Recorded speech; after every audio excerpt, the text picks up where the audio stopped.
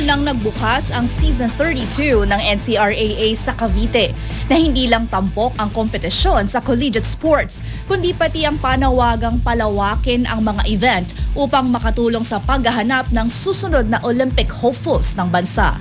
Ang ibang detalye alamin sa pag-abante ni Jason Gusilatan.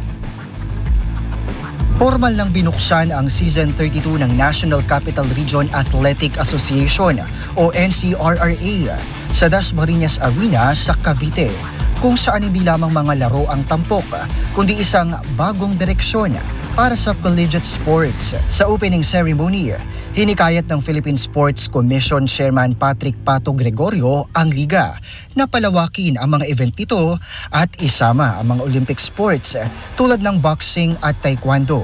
Layunin ng PSC na maging plataporma ang mga collegiate league para makahanap ng mga atletang maaaring maghatid ng medalya para sa Pilipinas sa Los Angeles 2028 at Brisbane 2032 Olympics. Tinugunan naman ito ng NCRRA General Manager na si Buddy Encarnado na nagpahayag ng kahandaan ng liga na isama ang mga nasabing sport sa kalendaryo ng kompetisyon sa tulong ng PSC. Sa kasalukuyan, kabilang sa mga pangunahing event ng NCRRA ang basketball, volleyball, cheerleading, futsal, table tennis at badminton. Bago ang formal na pagbubukas, nagkaroon na agad ng mga laro. Sa Juniors Division, naungusan ng DLSUD Junior Patriots ang Emilio Aguinaldo College Cavite Junior Vanguards 76-75.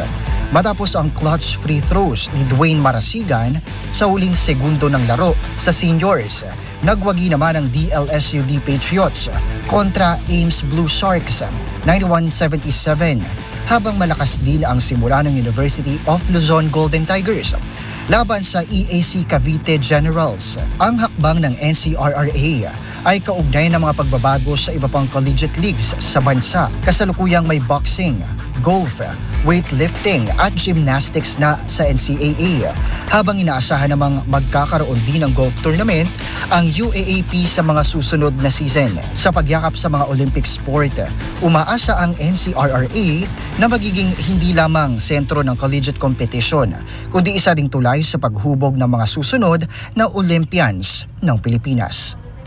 Ako si Jason Gusilator, Abante Sports, nauna.